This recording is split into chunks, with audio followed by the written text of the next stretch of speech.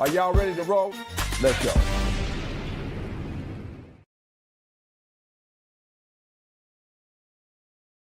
When he pulled me over, he walked up, opened my door because my window don't work, right? Okay.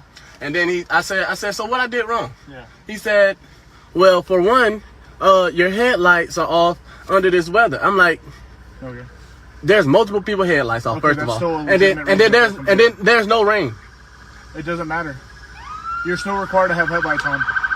Can you pull that law up? Huh? Can you pull that law up? Yeah, when you step out of the car, I will. Can you call your supervisor? Can you call your supervisor? All right, go for it. Exit the vehicle now. Exit the vehicle. Show me your hands. Here.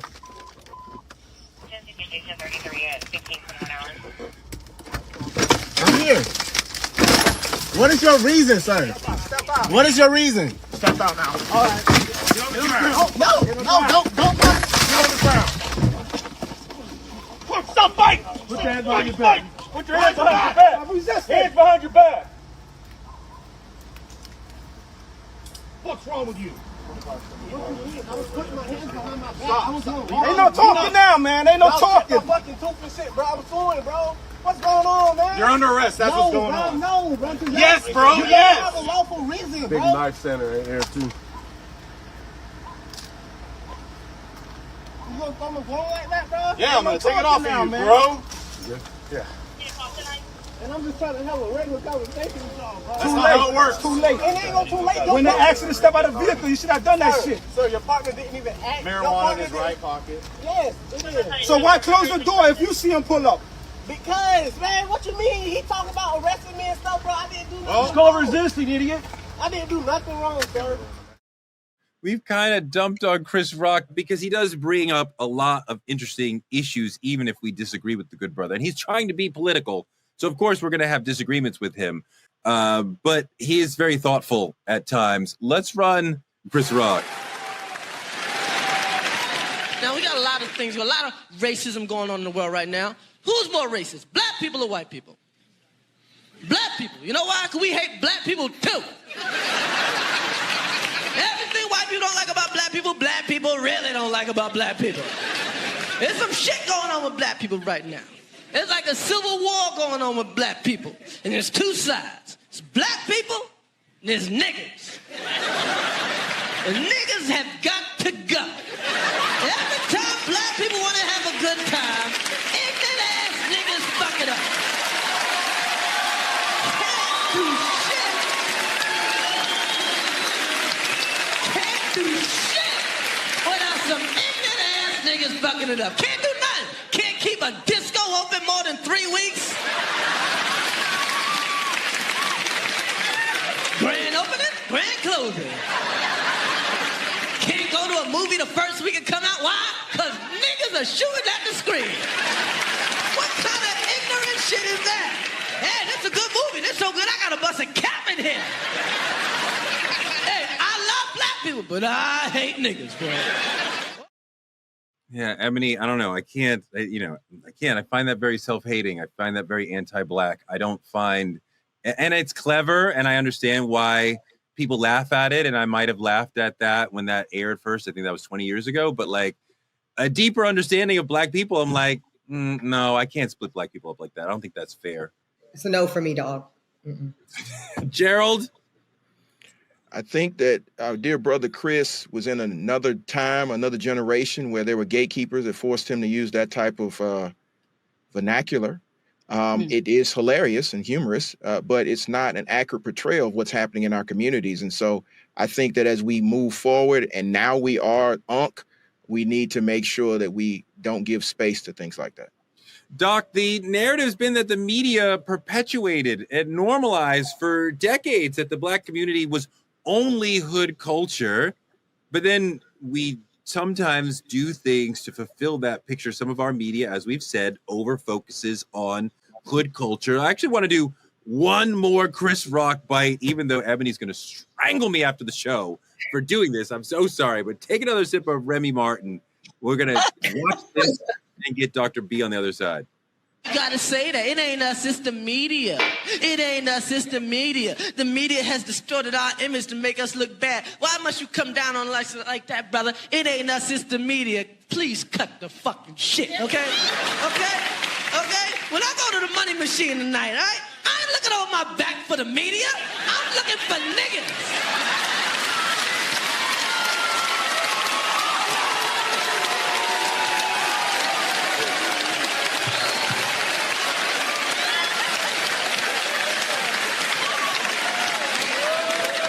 Shit. Ted Koppel never took shit from me. Niggas have. Doc, the joke is about being afraid of black people. I'm not afraid of black people. Even at night at the ATM, I see another black person. My thought is not, oh, I'm afraid they might rob me. I'm like, that's my brother or that's my sister. I'm not afraid of black people on the street. And that is some anti-black shit to joke about. I think that you live in a bubble called fairy tale sometimes. I live in a city called Los Angeles, where the crime rate is high, the black on black crime rate is high, that I went to dinner about 2 months ago. Had a nice bag and some nice boots and got in my Bentley in a parking lot, drove off at about 1 a.m., realized about half a mile that I was getting followed by a Mercedes-Benz full of niggas. I got on the freeway, I called LAPD and said, hey, I'm being followed. They said, oh my gosh. I keep driving. LAPD says, hey, we're going to put our lights on behind you. When we do, just exit the freeway like we're pulling you over. Well, I followed the rules and the protocol. I got off. I parked on the side. LAPD gets out like they're pulling me over. The car full of niggas got off with us. They made a left and parked right there on the side. And the officer said, you were definitely being followed. He took his flashlight, flashed at them, and those niggas got in and went the total opposite way on the freeway from the way that we were going. The officer said, wow, they were bold. They got off the freeway, waited for us to give you a ticket, and was going to resume to follow you home. Now, if you ask me, was I afraid for my life, or was I the hood little girl who said, whoa, I can't believe that this is really the norm of what happens to people who have made it out the hood and now have things like a Bentley, materialistic things to show for the money, the hardworking money they're making. The reality is you get followed home. Now watch this. Had they followed me all the way home, that would have been another black on black crime. Let me go back. Actually, being followed was a black on black crime. So whatever bubble you live in as a black woman, there are certain groups of people, whether they're black or not, but that night happened to be black. Toure, do not cut me off right now. Who we do have the right to make sure that we are more aware of our surroundings, to make sure that we are not trying to be so egocentric to say, I ain't afraid of nothing. I'm not afraid of my own people because that's anti-blackness. No, that's called anti-fairy tale. And the reality is there's a big issue with black on black crime that's even a bigger issue than crime at the hands of police brutality. And here in LA, hold on, 3 days ago, we had two beautiful young ladies shot up in their car in the inner city at the hands of another black person, at the hands of another black woman. So when you say, oh, I'm not afraid of my black people, no, there's a reality, Toure, of criminals who happen to make sure that they are black, who do prey on other black people who may look like me and may not look like me. And we cannot sit up here on our media and make it seem like we do not have to be observant of our environment as black people just because somebody else happens to be black. That is not true. Ebony, you know, when I moved through New York City, you know who I'm afraid of? NYPD.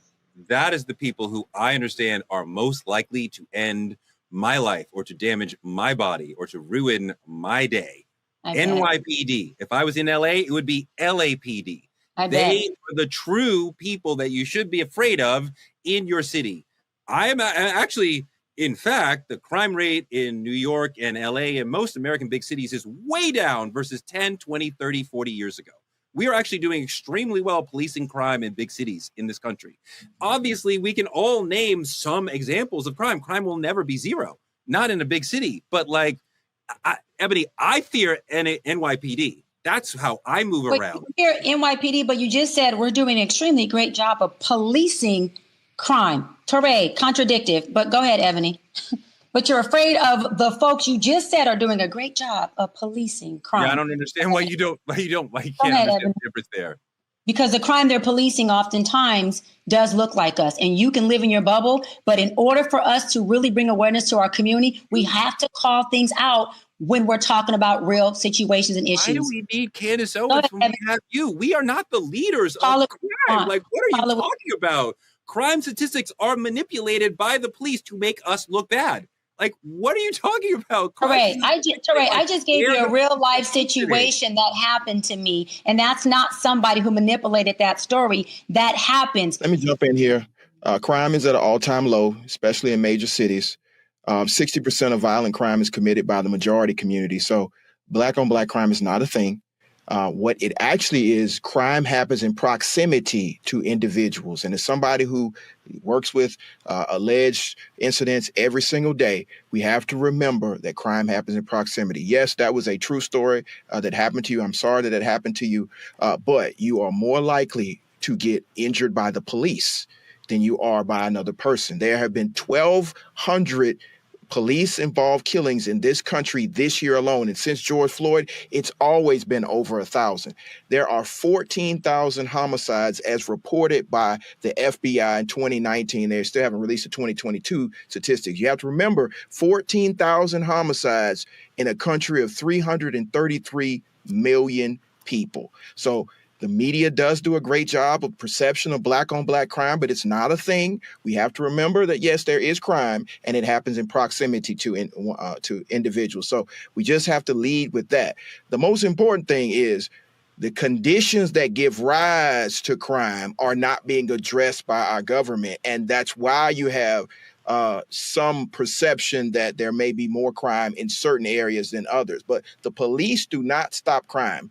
They respond to it. That's correct. That's correct. It's very rare for the police to intervene in an ongoing moment of crime. They are decent at coming behind afterwards and finding the people, but they are not the people who are stopping crime. And they don't prevent it either. Because when I asked them, hey, can you pull these guys over or address them? And they said there hasn't really technically been a crime committed. And so, again, they're not intervening and they're not the ones that are stopping it. They come as the aftermath to enforce what they do, called law enforcement. Gerald, love your statistics that you gave. No, I highly respect you. However, statistics and experience are two different things. If we went into the inner city anywhere in the United States of America and talked to people who are living in the projects, who are living in the hood, they would say that they are experiencing crime at the hands of people that look like them. Doesn't mean that they're talking down to our community. We have to remember that being a sensitive community to the truth doesn't help us, it hurts us. And there's many people who are having conversations with myself as president of NAACP here in Los Angeles about the issue that they are having with something called public safety, that they are not feeling safe in their neighborhood, and who is in proximity to them happen to be black and brown people. And so they are feeling like the crime for them is coming at the hands of their neighbors in their community that happen to look like us, which are black. And so when I'm looking at statistics, I'm also listening to experiences, because my role as a leader is to make sure that I'm helping real people with real situations and not statistics that we don't understand where or how they could have been manipulated or created, which our brothers have already said earlier on. I just don't understand how Gerald can clearly explain the situation that you just don't understand what he said whatsoever. The people he said crime is generally committed as a proximity thing. You commit crime in your neighborhood generally. Most people do not leave their neighborhood to commit crime. So yes, if you live in a segregated community, if you live in a segregated black neighborhood, yes, but like that does not mean that black people should be fearing black people. Black on black crime is not a thing. It does not exist. First of all, black crime. Toure and Gerald, listen. Black on black crime does exist. If somebody robs another black person, that is called black on black crime. If somebody murders another black person, that is called black on black crime. If we want to say it doesn't exist at the level of police brutality, that's fine. But it does exist. A black person committing a crime on another black person is black on black crime. Where are y'all not seeing this at? Where are you not seeing that being black on black crime? Go ahead, Gerald. What I'm saying is you don't ever hear a white on white crime. And if they're committing 60% of the crime, there is a crime epidemic in the white community. But we never hear that in black media, white media, or any type of media. Does America have a crime problem? Yes. But do we disproportionately focus on the quote offenders as being black all the time? Absolutely. That's why when I travel this country, but particularly this state, and I go into places where they have 10% African Americans, but I go in the courtroom and it's 90%, I'm starting to think, what is really going on here? There's an over-policing issue. Over-policing. Again, over-policing. Everything that they are placing officers in our neighborhoods to catch us. And they know that they could catch as many people if they were in the suburbs and the exurbs. But they are placed in our communities because we have less political power, not because we are committing more crime.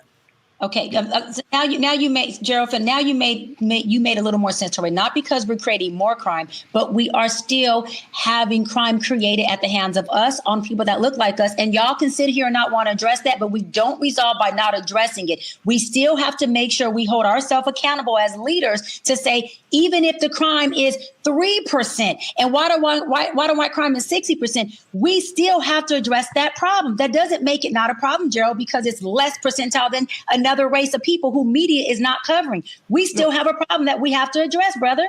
No, but what I'm saying, and we do address it every single day in a courtroom throughout this country. We address the allegations of criminal behavior between citizens.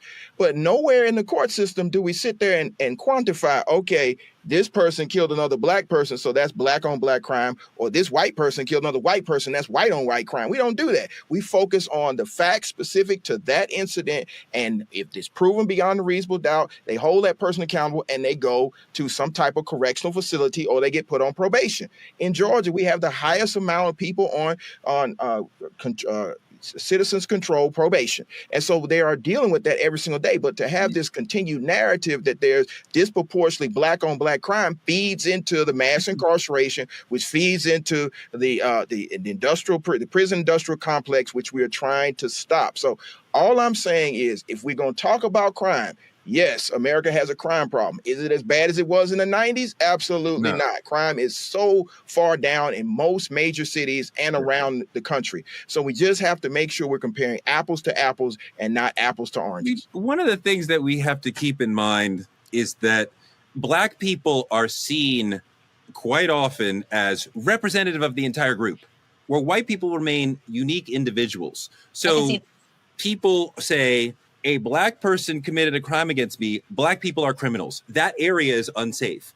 But when white people rob you, you don't say white people are unsafe or that whole area is unsafe. You remind me of a cab driver that I took a ride from a long time ago, black guy. I must have jumped into his cab as somebody else was getting out, so he didn't have the opportunity to say no. And he started talking to me and he said he does not take black fares. And I said, why? Because another person he knows was almost shot by a black person. And I'm like, okay, that one black person has nothing to do with me. Why are you judging me based on the actions of that other situation? He would not say, oh, a white person almost mugged somebody or did mug somebody, so now I don't want to take white fares. That would never happen. Why is it okay? Why do we say black criminality equals black behavior? We don't say that for white people. That is the racist mentality. That is the white supremacist mentality, that we are criminal. I refuse to be afraid of black people in my community. I just won't. No matter how much white supremacist programming I get that tells me I should, I reject it at every turn. I just want to, for my own clarity, are you two men saying that, take terminology off the table, because we're not talking about black on black crime or white on white crime. Let's just talk about crime in proximity. Are you two black men sitting on here saying that I don't fear black people because of X, Y, and Z, or we shouldn't fear black people because of X, Y, and Z? She is a black woman telling you she was followed home by black men. My home has been broken into twice, and I live in a nice area. But as a black female, if I'm running down the streets of Atlanta, I am not looking over my shoulder for Tekapel. I'm just not. Yeah. Maybe you guys, that's not your experience as black men, but what she's telling you, our audience is 70-something% black women. And we feel threatened at all fucking times. Wait, let me finish, Doc. Let me finish. We feel threatened at all fucking times. And one of the things that we constantly have to come back to is Black men never understand that. Never understand that armor, and that's what y'all doing. I was about to go there. You guys are doing it right now. Now y'all doing it right now. Yeah. No protective, not having my back, telling me I shouldn't be afraid. You sat there and said, I refuse to be afraid of Black people. Me too. But there's a reality to it. When I'm standing somewhere as a Black woman and I'm feeling threatened in a group and I'm surrounded by mostly Black men, you think I'm looking at the white dude, or am I looking at these Black men who are supposed to be protecting me? I'm definitely afraid. And I'm not afraid because they're Black. I'm afraid because there's a danger element. And so it's really weird for me to hear you guys say in one breath, I don't want to be afraid of Black people. Gerald, you sit in the courtroom all day with a bunch of people that actually are criminals. No, I don't. And that's why I'm going to push back on that. Okay. And that's what I don't think you guys understand. This system is set up to incarcerate Black men. And wait, let me go off camera so you guys can have the conversation together, because I want to go off camera. I just want to stir it up a little bit, because I'm like, our audience is mainly women, and they're going to be listening to this like, and the people that are sending Black men to prison in Atlanta are women, Black women. But I don't want to have this conversation because it's going to become more of the manosphere versus Black women, because again, there's a conversation that's a gender war. It's a gender war. No, we can talk about it though. It'll come out like a gender war. It is a gender war. Yeah. And what's happening is you're failing to recognize that simply because you are afraid of one or two Black men, that fear is being weaponized against all. Can we go on camera? No, it's not. No, but that's where, let me finish, Doc. That is where you're wrong. I will stake my life and run oiled up naked through a crowd of Black men because that's how much I trust Black men. I don't fear Black men. I don't fear my people, but there are certain scenarios where you could. I was just on a cruise ship 2 weeks ago, and they was acting a damn fool, and I feared for my safety as a Black woman. These young dudes, they were like 21, 22. These young dudes could have cared less that I was a woman in just my bathing suit walking on this cruise ship, just trying to have a good time like them. They were pushing a chair into me. Respected that, but like when we step back and look at this from a 10,000 foot view, we're saying that's why I'm trying to tell you, you're saying the same thing. There is the 10,000 square foot view. We all agree on that. Nobody on this call agrees that there's like that Black on Black crime's not made up. What she's saying to you, and she said it twice now, and what I've said to you guys is a step further than that. There is very palpable, real danger for women. And so you just have to give her space to be able to say that and not tell her that it's in her head or that it's a statistic. It's not. And locking them up is not going to solve the issue. It's going to create more problems. It's going to create more criminals. It's going to create more fear. And what I'm simply saying is no Black person has ever threatened my life. But white people have, and they do it on a daily because of my position. So I'm not sitting here saying, "Oh, I don't believe it happened to you." I agree it happened to you. But if we're on these platforms having this conversation that's going to be broadcast to millions, it's going to be weaponized, and it's going to be used to incarcerate more young African American men that are going to create a continuous cycle that's going to continue to destroy the Black community. And I will not have a part of it. I don't understand the notion that a Black person committed crime, so then I am afraid of Black people committing crime. That's not what I said. Toure, you said you're not afraid of Black people. I said you can have that, own that. No one's taking your agency. We're not arguing that down. Stop trying to argue something that I said is yours. You own it. What I'm saying is y'all can talk about stats all you want, which is also systemically white created and manipulated. Stand on that. I'm talking about real life experiences that doesn't say I am in fear of all Black people, that talk about the real lack of public safety in inner cities and certain hoods where we do need a police presence that may be called over policing, because in certain areas in certain areas there are crimes that do need police there and police presence to make a difference. Yes. Now, again, I come from the inner city. I grew up in the hood. I now live in the hills. The difference between me walking from where I am now in the hills to the gas station or to Starbucks is a very, very different public safety experience than when I was even a teenager walking in the hood from just my house to the corner liquor store to get some gum or to get some candy. Even the things I was exposed to as a young girl is very different. Y'all can live in your lens so that you can satisfy a certain group or community of Black people who are sensitive to what you're saying. I'm a woman who has never been afraid to speak my truth and ruffle feathers. I don't care about rocking the boat. There is a issue with Black on Black crime. It may not be the only crime. I agree with that. I do agree that they do push the narrative to shine a light on that particular issue in our community to make us fit into a narrative that we don't always fit into. But it doesn't mean that we still don't need to address the fact that when a Black person is in the inner city, when a Black woman is at a gas station or doing something that we don't experience, alongside Black men, don't experience crime at the hands of another Black person. It doesn't have to be a Black man. It could be a Black woman on Black woman. What I'm saying is it exists. And until we as Black people start to do things differently and stop being such a fucking overly sensitive race of people, we're not going to see changes while we babysit and coddle bad behavior because we want to use statistics and numbers so Black people don't feel ruffled. Sorry, we got a lot of marginalized issues that we have to address. And as Gerald and I, being leaders of the biggest civil rights organization, we have to talk to that more, Gerald. Love you and respect you, brother, but we got to keep it real with our people so people like myself who have had this issue and this experience feel supported by Black people, not just by Black men. And I don't feel like I have to argue my point of something that happened to me at the hands of Black people for y'all to say, no, sis, maybe it doesn't happen every day, but Black on Black crime is a real thing. It may not happen all day, but it happens, and it doesn't make it right. And I guess my response would be, as somebody who sits in courtrooms every single day, I see all crime, and all crime should be addressed. But I would not allow the weaponization of the Black on Black crime narrative to destroy our community. I understand that a majority of this audience is Black female, but I would also understand the majority of the prison system is Black men, many of which who've been unjustly targeted, many of which have been disproportionately incarcerated, and we have to deal with a carceral state. Being in fear of a Black person is something that we have to address. I agree with you. And as a leader in Atlanta, a leader in the state of Georgia, we would deal with it every single day. But I've been in the prison system here in Georgia. I've been in the jails in Macon and Fulton County. I've seen the dilapidated conditions. And if you think calling the police and incarcerating somebody is going to make it safer for you, you're sorely mistaken, because when they get out after they have dealt with the stabbings, the beatings, the killings, the malnutrition, the lack of any appropriate health care, you're in a more dangerous state. So we got to figure out a way to address this.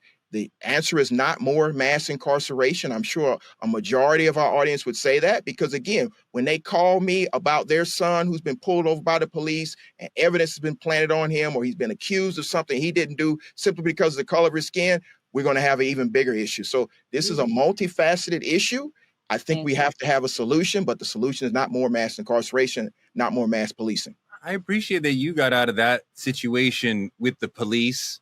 It would take an extraordinary situation for me to call the police, because I feel anytime the police shows up, it's 50-50, I might get arrested or shot, even if I'm the one who called them.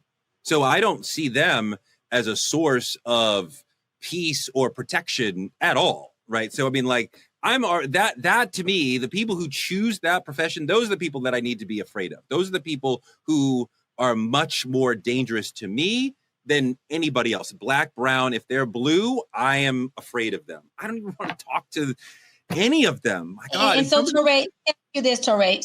So what you're doing is, you're on this platform, a True Talks, Black voice, Black media, and you're telling our people in the community, don't call the police when you are at the hands of being victimized, because the police is going to come and not solve the problem. So sit there and allow yourself to be victimized, or just go ahead and try to protect yourself.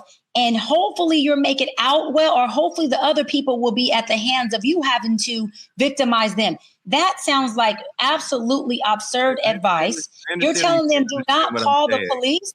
You're saying you're saying don't call the police, because when the police come, they're not going to help you. My question to you is, right, as a uncle who's been a sheriff for 30 years, retired, a brother who's 14-year LAPD right now, and a little girl who grew up in the hood, to a father who was actually a street dude. We already know that.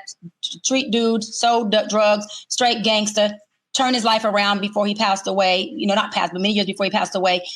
I always grew up, even though I had a father who was a street guy, feeling like the police were someone I called and would protect me. I never had an issue with police officers. When I was at school and even in high school and decided to ditch school, I had an officer pick me up in the car, bring me back and say, Cheyenne, we're bringing you back to school. And those were white officers. I wasn't, and I'm president of the biggest rights organization who deals with police brutality all day long. I'm able to separate me not having a bad experience with law enforcement and hear the experiences of the people I'm leading who have, and not project the fact that, well, I never had that experience and say that doesn't exist because I never had that experience, and say, wait a minute, if y'all believe that police brutality is an issue and that's been your experience, I know how to separate it as a leader and fight for that. What you're saying is your experience is never been afraid of Black people, don't call the police, and because that's your experience, you want to project that on other people who actually have been criminalized at the hands of their own people and may feel safe with calling the police. How do you separate the two, Toure? Where's the emotional intelligence it's really behind? Weird that you're like, a Black person committed a crime, ergo Black people are criminal and you have a right to be afraid of them. I didn't say all of them. I didn't say all of them. I didn't say all of them. A group of them, not all, Toure. Who said all? I never said all. Let me talk. I'm not afraid of you. I'm not afraid of you, Toure. I'm not afraid of you. You're not committing a crime on me. I'm not afraid of you. This is, I mean, I feel like I'm talking to somebody who just cannot comprehend what I'm saying. It's crazy. I mean, like, no, you're talking to a woman that you cannot support as a Black man. You can't even support me as a Black woman in my experience. I am in a system where I cannot trust the police, where I know constantly that they will attack and arrest people like me. I'm not telling others they can't do it. I'm saying that I'm already in a situation where I cannot trust the police. And I am in a situation where I don't assume the criminality of Black people because another Black person somewhere else committed a crime. Like that. And both can't, but Toure, both can exist. What I'm saying is both can exist. You can be afraid of police all you want. I can be one that says I found safety in them. I'm not afraid of you. I'm not afraid of Gerald. You guys are not criminals to me. I can also say if I'm out somewhere and I feel threatened and that person happens to be Black, then that is a person at that time that I have to be aware of. If I'm somewhere with a white person and I feel threatened, I have to be aware of that white person as well. I tend to frequent more places with Black people. That's just what I do. My environment tends to be more Black. So if I'm in a threatening environment within proximity, we just got through talking about, my proximity is going to be Black people. I'm not out in Newport Beach just with all white people. I happen to love my people, so I spend time with us. And is there times where there can be threats in that environment? Yes. And if you guys want to sell that fake narrative to people and not show them the support that we need as a Black community to say, we support you guys on all crime. We also support you on a Black and Black crime. It doesn't make it different or okay because it's a Black person who has been the one to project a crime or a threat on you. That's not how it goes. And as Black men, I really wish y'all would have done a better job at supporting me as your sister because I never once called you all criminals. I never once said that you are our brothers I'm afraid of. I said I respect both of you, but we can't negate the experience of people who are in the hood, who are really having issues with crime and not having public safety. Period. If you didn't know me, you'd be afraid of me. This is my question, and I appreciate the fact that you didn't consider us threats or you didn't consider us to be dangerous individuals. But this is a personal experience for Black men, and I think this is where the narrative gets missed. Okay. If you have that experience, which is your right to have that experience, I'm not saying that there are not Black people who are threatening, but I know what this system will do. And so if you call them and say, hey, they're threatening Black guys around us, me and Toure are a part of whether you think we're threats or not, the system thinks we're threats. So Gerald Griggs, lawyer, dad, none of that crap matters. It's big, scary Black guy. And now it's weaponizing. And I think that's what's missing in the conversation. We have this Black woman, Black man conversation when it comes to safety and the police. You're saying you don't feel supported. We're saying we fear for our lives. Because a police encounter for any Black man is a life and death situation. And I come from a family of law enforcement. My father-in-law is law enforcement. My ex-father-in-law was law enforcement. My uncle and my aunt, law enforcement. And they still give us the same conversation. If you are in a situation where law enforcement is contacted, you need to operate this way. That's for a 47-year-old Black man. And so for Black men to hear that coming from Black women, now it's like, okay, we got a real issue here. Because yes, are there YNs out there that are out of control? Absolutely. Let us handle them. I don't want to be getting a call from their mother. Because I get these calls.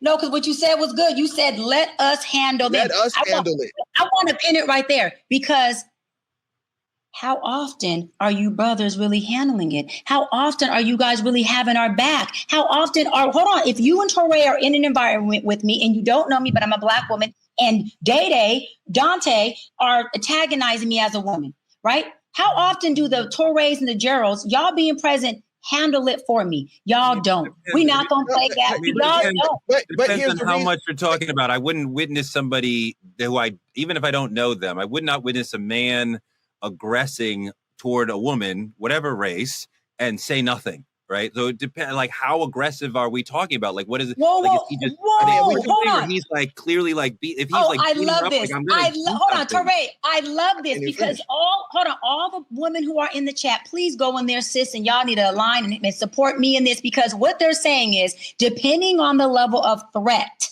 depending on the level of aggression, that is dependent, are going to predicate on how much they have my back as a Black woman. Yeah, that is so fucking sad. I mean, if you guys are just arguing, I shouldn't jump in. If he's threatening you, I should jump in. I need to know, like, what are we talking about? If you see men antagonizing a woman and you see fear or threat on her face. But what does antagonizing mean? You know what, Toure? If I have to explain that to you, you are not the brother who would have my back. I mean, if y'all are just talking, then no, I shouldn't jump in. Like, Gerald, you know how many times that happens? Or you can see a Black man going in on even his girlfriend or whatever in public. I've been in environments even at my age, and some of them ain't just YNs, and other Black men walk by like that ain't my problem. I've been in the courthouse and seen someone getting a restraining order on somebody in the parking lot.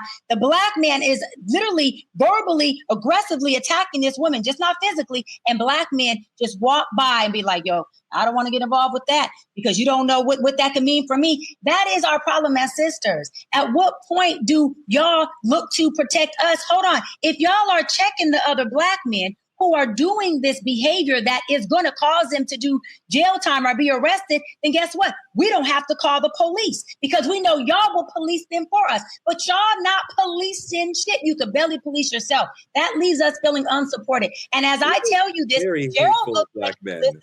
Toure looks like he's in his feminine energy of, oh no, Doc, you look like you're listening, Gerald, because that is a problem of the gender wars. It's at what point can y'all police us for us? When can you police your own men, your own brothers, so that we don't have to do it? So we don't have to do it, Gerald. We're tired of doing that shit for ourselves and for you. So I guess my question is, and this is an honest question here. All right, so if it's incumbent upon every Black man in the country to address that issue, what happens when one Black man does stand up and address the issue and then he gets hate from Black women? I'll give you an example. There was a predator running around our community. He'd been running around our community for 25 years. And people were like, hey, somebody needs to do something about this. This guy's attacking Black women, particularly young Black women. And so me and Toure took it upon ourselves to do something about that. And we got extreme hate from Black sisters all over the country because they wanted to hear this man at family unions and all these things. And so I guess as a Black man who has stood up on multiple occasions, where's the love for those Black men when they do stand up?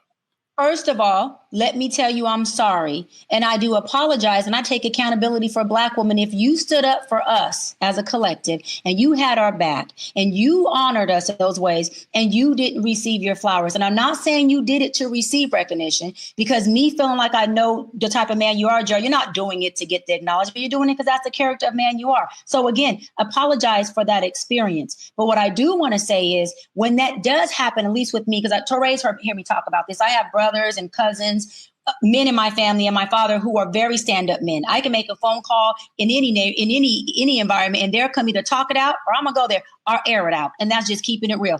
And I give them their flowers all the time. I praise them. I'm saying thank you. When they arise to the scene, if I'm still in my own upsetness, being hostile, and they say, shut up, guess what I try to do? Shut up. Because now they've arrived. And the last thing I want to do is make the situation worse for them when they're trying to protect me. And so again, to answer your question, we should not be ridiculing you all in any way, no matter what. What we should be doing is communicating with you guys as Black men and say what we need to feel supported. And then in turn say, okay, Toure, Gerald, every other Black man, how can we support you all so that you can protect us in those ways?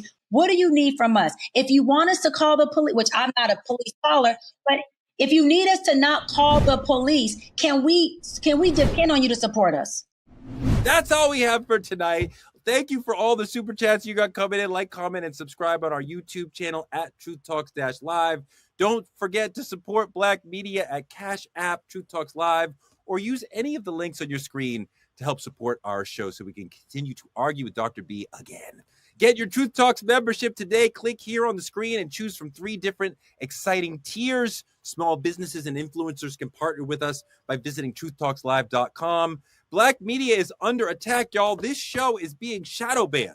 So help us out. Support us by telling a friend to tell a friend to check out Truth Talks every night, 8 p.m. EST, 8 p.m. PST. We'll be back every night to argue weeknights at 8 p.m. Exit the vehicle now. Exit the vehicle. Show me your hands. Here.